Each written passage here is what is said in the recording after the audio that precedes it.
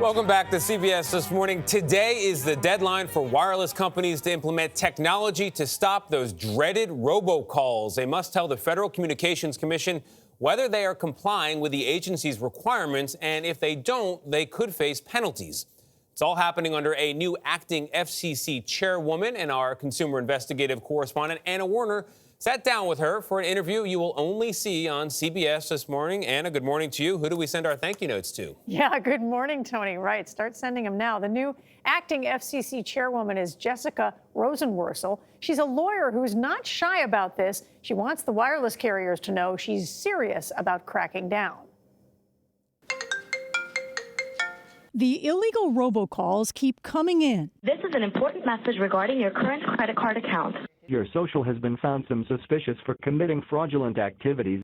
An estimated 4 billion of them ringing in on people's cell phones in the month of May alone. 12 calls per person on average. Of course, the issue that everybody wants to talk about is robocalls. And Acting FCC chairwoman Jessica Rosenworcel knows it. Of course. Oh my gosh, they're so annoying. We want to stop robocalls and make it easier for consumers to safely answer the phone. Today is the FCC's deadline for most phone companies to put in place call authentication technology, a step crucial, she says, to stopping scammers. And what that means is when a call is being made, a carrier can tell that it really is the person who they say they are on the line. Basically, the carriers have to verify, yes, when Anna Werner calls, that's actually Anna Werner. Absolutely. And not a scammer. Not a scammer. And in April, the FCC added yet another rule, requiring wireless companies to report whether they're complying under penalty of perjury. I mean, swear to it is basically what you're saying. Swear to it, because I want you on record saying that you are doing these things to stop robocalls, and if you lie to us, we're going to come after you. The FCC is done playing.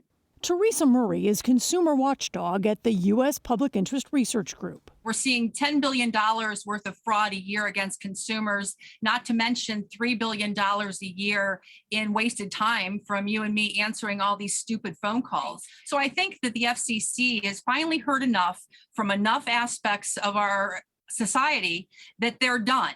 Phone companies say they're well on their way. In a statement, industry group CTIA says nationwide providers have already implemented call authentication protocols and call blocking solutions, and the industry is unwavering in its commitment to protect American consumers from illegal and unwanted robocalls. But their moves, Rosenworcel believes, should have come earlier, and she doesn't hesitate to fault former Chairman Ajit Pai and the Trump administration. The last 4 years, we saw a huge rise in the number of robocalls, but I don't think we saw an equivalent rise in our enforcement and our activity to stop them. To sum up, you're saying in the previous administration, there was not enough enforcement, and they didn't get these protocols in place fast enough.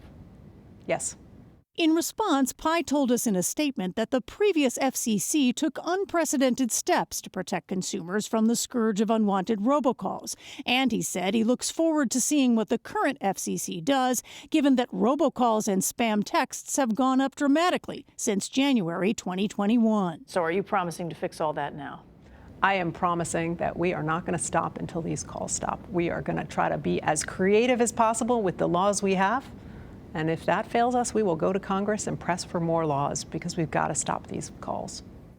Well, the next target date is September, when any carriers who didn't report to the FCC could theoretically have their calls blocked. But Rosenworcel says she'll be making some assessments along the way. Of course, even if the vast majority of robocalls stop, the scammers are likely to find other ways to reach you.